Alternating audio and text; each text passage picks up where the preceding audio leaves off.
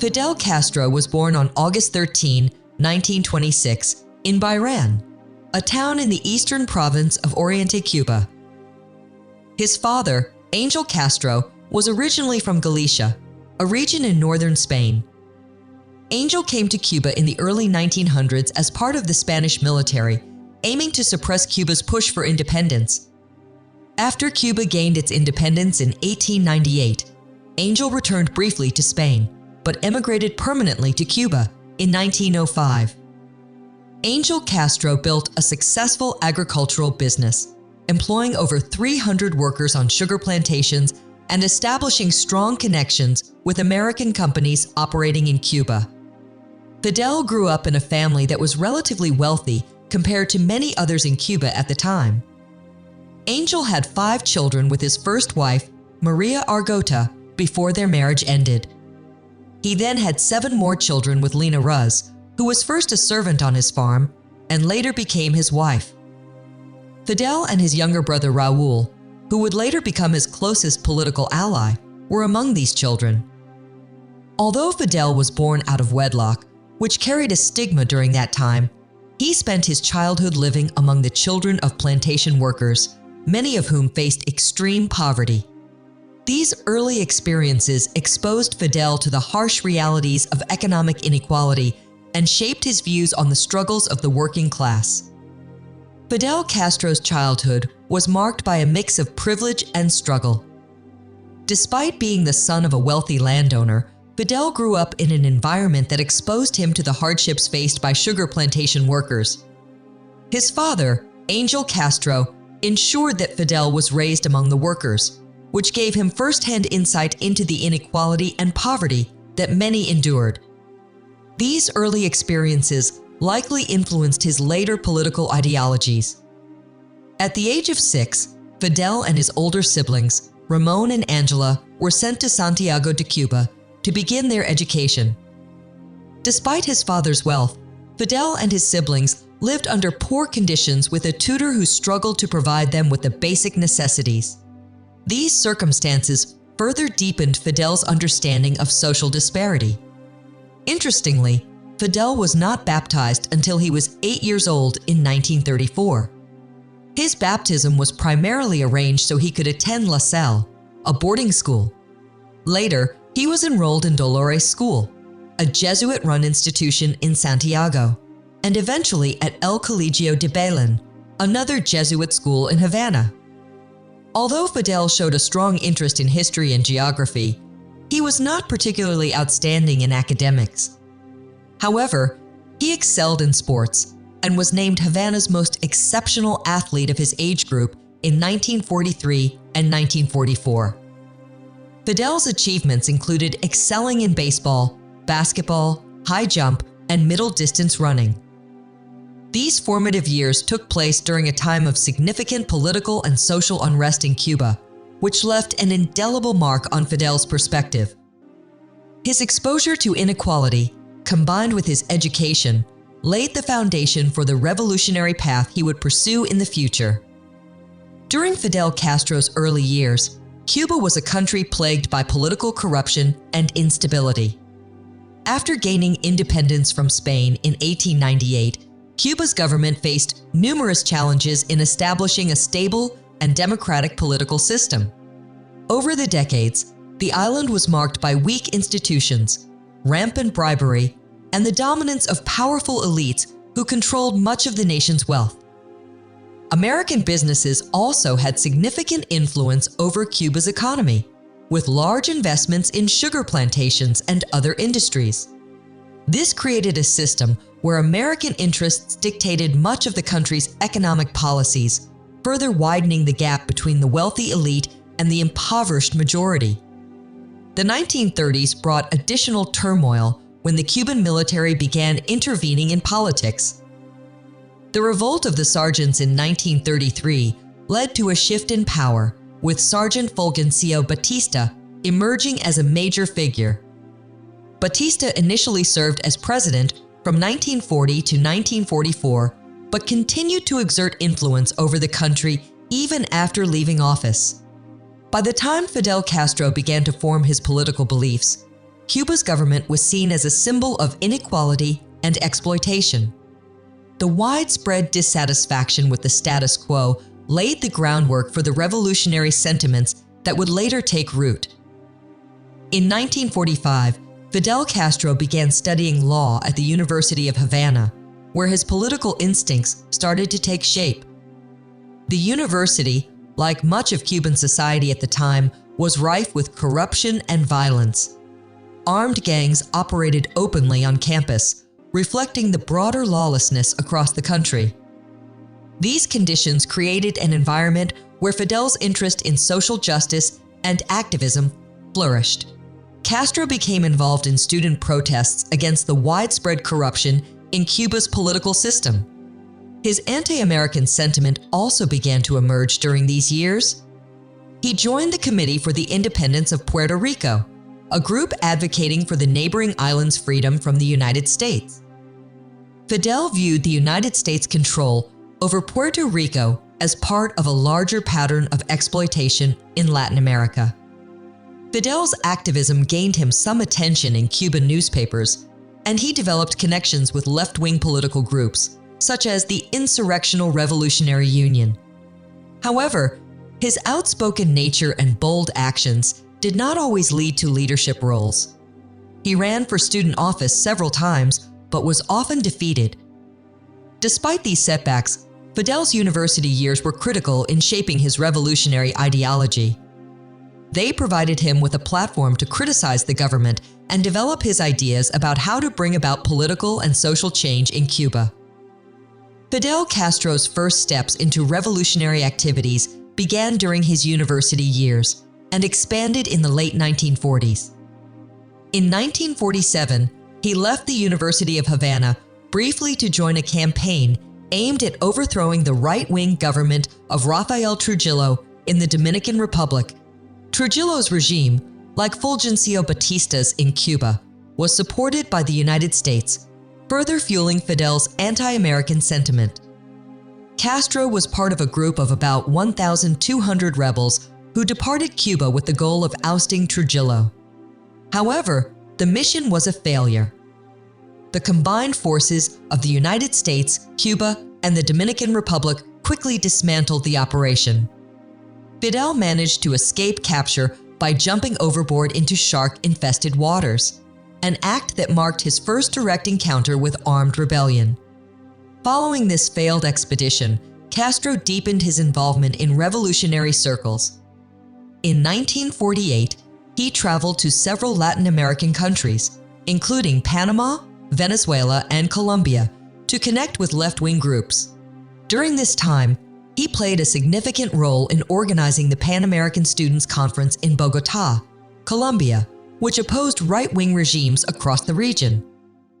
These early experiences in revolutionary activism cemented Fidel's commitment to challenging oppressive governments and laid the foundation for his leadership in the Cuban Revolution. In 1952, Fidel Castro transitioned from pursuing peaceful political change to advocating for revolution. That year, Fulgencio Batista returned to power in Cuba through a military coup, establishing a one-party dictatorship backed by the United States. The coup derailed Cuba's democratic process and ended any hope Fidel had of reforming the country through elections. In response, Fidel, along with his younger brother Raúl and other allies, began organizing a revolutionary group initially called the Movement. Their goal was to overthrow Batista's regime and establish a government based on equality and justice. The group's first major action came on July 26, 1953, when they launched an attack on the Moncada barracks in Santiago de Cuba.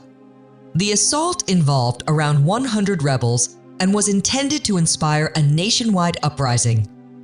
However, the attack failed disastrously.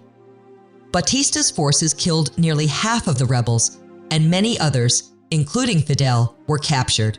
During his trial, Fidel delivered his famous speech, "History Will Absolve Me," in which he outlined his political vision and condemned Batista's corruption and oppression. Sentenced to 15 years in prison, Fidel used his time in captivity to regroup. He rebranded the movement as the 26th of July movement in honor of their failed attack and began planning future actions. Batista released Fidel in 1955, a decision he would come to regret as it reignited the revolutionary effort. Following his release from prison in 1955, Fidel Castro went into exile in Mexico. There, he and his brother Ray L. began organizing the next phase of their revolutionary efforts. It was during this time that they met Ernesto Che Guevara, an Argentinian doctor who shared their vision of overthrowing oppressive regimes. Together, they formed the core leadership of what would become the 26th of July movement. In 1956, Fidel and a group of 82 rebels set sail from Mexico on a yacht called the Grandma, intending to launch an armed rebellion in Cuba. After landing at Playa Las Coloradas, they were ambushed by Batista's forces, leaving only 19 survivors. These remaining rebels retreated to the Sierra Maestra Mountains, where they began a guerrilla war against the regime. Over the next 2 years, Fidel's revolutionary forces grew in size and strength. They gained support from rural communities and other opposition groups, organizing bombings and attacks on government forces. By 1958, Batista's army was struggling to maintain control, with many soldiers deserting their posts. On December 31, 1958, Batista fled the country, marking the collapse of his regime. On January 2, 1959, Castro's forces captured the Moncada barracks in a symbolic victory, and by January 8, they entered Havana, signaling the revolution's success. Although Fidel did not immediately assume formal leadership, his influence over the provisional government made him the de facto leader. Within weeks, he was appointed prime minister, a position that solidified his role as the head of Cuba's new government. After the Cuban Revolution's success in January 1959, Fidel Castro faced numerous challenges as the leader of the new government. Initially, a provisional government was established with moderate lawyer Manuel Urrutia Leo serving as president. However, Fidel and his followers dominated the cabinet, ensuring significant influence over the country's direction. One of Fidel's first actions was the nationalization of industries and land owned by American companies and wealthy Cubans. This decision sparked immediate tensions with the United States, as these economic changes directly impacted American business interests. The reforms were intended to reduce inequality, redistribute wealth, and give ordinary Cubans access to resources previously controlled by the elite. Despite these reforms, Cuba's economy faced significant difficulties. The nationalization process led to strained relations with the United States, which retaliated by imposing economic sanctions. This forced Cuba to turn to the Soviet Union for financial and military support, further deepening Cold War tensions. Domestically, Fidel worked to consolidate power by sidelining political rivals and strengthening his control over the government. Prime Minister Jos Mr. Cardona resigned and went into exile in the United States, paving the way for Fidel to take over as prime minister in February 1959. Fidel's early years in leadership were marked by a combination of bold reforms and growing international opposition. These challenges set the stage for Cuba's transformation into a socialist state aligned with the Soviet Union. In the early 1960s, tensions between Cuba and the United States reached their peak. After Fidel Castro nationalized American-owned businesses and aligned Cuba with the Soviet Union, relations with the United States deteriorated rapidly. In 1961, the United States supported an invasion attempt by Cuban exiles known as the Bay of Pigs invasion. The operation was a failure, with Fidel's forces quickly defeating the invaders. This victory further cemented Fidel's leadership and fueled his anti-American stance. Following the Bay of Pigs, Fidel sought closer ties with the Soviet Union to protect Cuba from future attacks. In 1962, the Soviet Union, led by Nikita Khrushchev, began installing ballistic missiles in Cuba. These missiles were capable of striking major cities in the United States and were meant to act as a deterrent against American aggression.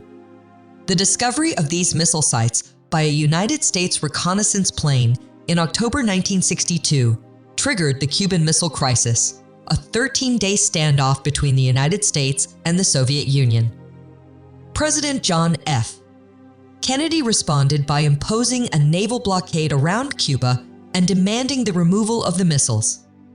The crisis brought the world to the brink of nuclear war, but a resolution was reached when Khrushchev agreed to remove the missiles in exchange for a United States pledge not to invade Cuba and the removal of American missiles from Turkey. The Cuban Missile Crisis was a defining moment in Fidel Castro's leadership. While the standoff ended without direct military conflict, it solidified Cuba's position as a key ally of the Soviet Union and a central player in the Cold War. One of Fidel Castro's most significant achievements as a leader was his focus on improving healthcare and education in Cuba. After the revolution, Fidel's government made both areas a top priority, implementing reforms that transformed the lives of ordinary Cubans. In the realm of healthcare, Fidel introduced a universal healthcare system that provided free medical services to all citizens. Significant investments were made to address the shortage of doctors caused by the exodus of medical professionals in the early years of the revolution. By the 1990s, Cuba had one of the highest doctor-to-patient ratios in the world, with nearly 60 doctors for every 10,000 citizens. The country achieved remarkable milestones, including reducing infant mortality rates and increasing life expectancy to 79 years. Cuban medical research also gained international recognition with innovations such as a groundbreaking lung cancer vaccine.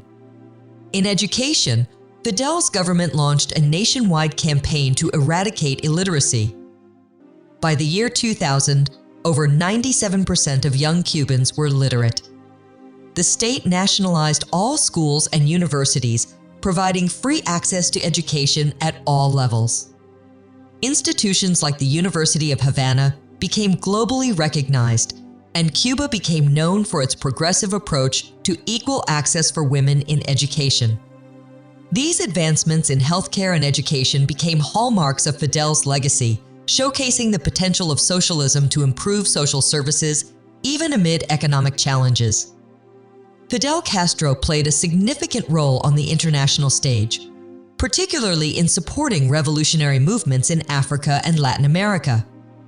Influenced by his belief in global solidarity among oppressed nations, Fidel extended Cuba's resources to aid struggles against colonialism and imperialism worldwide. In the 1970s, Fidel focused heavily on Africa, referring to the continent as the weakest link in the imperialist chain.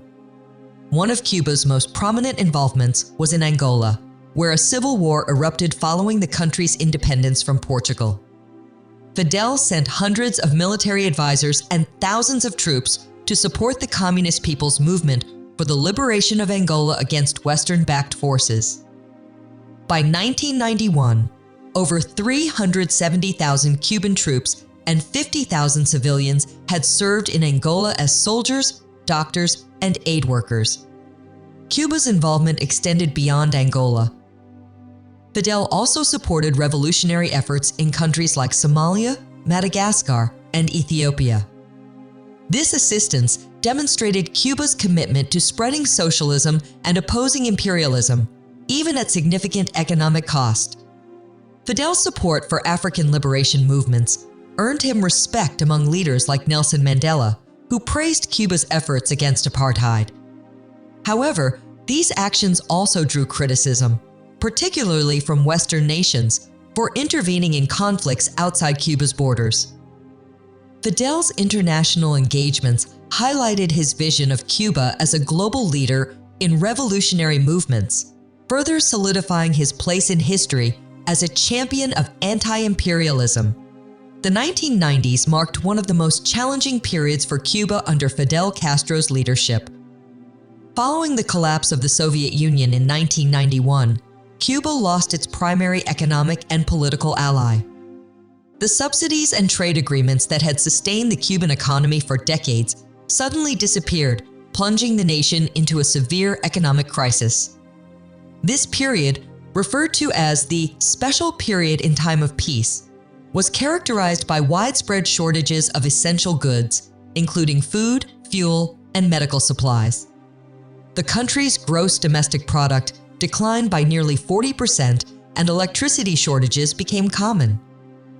Factories shut down due to a lack of raw materials, leading to high unemployment rates. Fidel's government responded by implementing a series of emergency measures. These included allowing limited private enterprise, legalizing the use of the United States dollar, and encouraging tourism to generate foreign income. Tourism quickly became the cornerstone of Cuba's economy, replacing sugar production as the primary source of revenue. Despite these efforts, the economic hardships of the special period had a profound impact on the Cuban population. Many experienced severe poverty and food insecurity, leading to increased dissatisfaction with the government. However, Fidel managed to maintain control by emphasizing national unity and framing the crisis as a struggle against imperialism. The special period highlighted both the vulnerabilities and resilience of Cuba's socialist system under Fidel's leadership. In the aftermath of the special period, Fidel Castro introduced a series of reforms aimed at stabilizing Cuba's economy and addressing the hardships faced by its citizens. Starting in the late 1990s, these reforms included measures to diversify the economy, attract foreign investment, and increase private enterprise within the framework of socialism. Tourism became the centerpiece of Cuba's economic recovery. The government focused on promoting the country as a travel destination, attracting visitors primarily from Europe and Latin America. This influx of tourists generated much-needed foreign currency, helping to revive the struggling economy. To support the tourism sector and other industries, Fidel's government permitted the operation of small private businesses, such as family-run restaurants and bed and breakfast establishments. Additionally, limited partnerships with foreign companies were allowed, especially in sectors like agriculture and energy. These changes marked a shift from Cuba's earlier policies of strict state control over the economy. Fidel also emphasized agricultural reforms to reduce Cuba's dependence on imported food. Efforts were made to increase domestic food production and implement sustainable farming practices. While these adjustments brought some relief to the Cuban economy, critics argued that they betrayed the ideals of the revolution by introducing elements of capitalism. Nonetheless, Fidel maintained that these measures were necessary for the survival of socialism in Cuba. These economic adjustments allowed Cuba to recover from the worst effects of the special period, though challenges persisted in creating long-term economic stability. Fidel Castro's legacy remains one of the most debated in modern history, characterized by both profound achievements and significant controversies. On one hand, Fidel is celebrated for transforming Cuba's healthcare and education systems. Under his leadership, Cuba achieved universal healthcare and eradicated illiteracy, becoming a model for social welfare in the developing world. The country also gained international recognition for its medical advancements and contributions to global humanitarian efforts.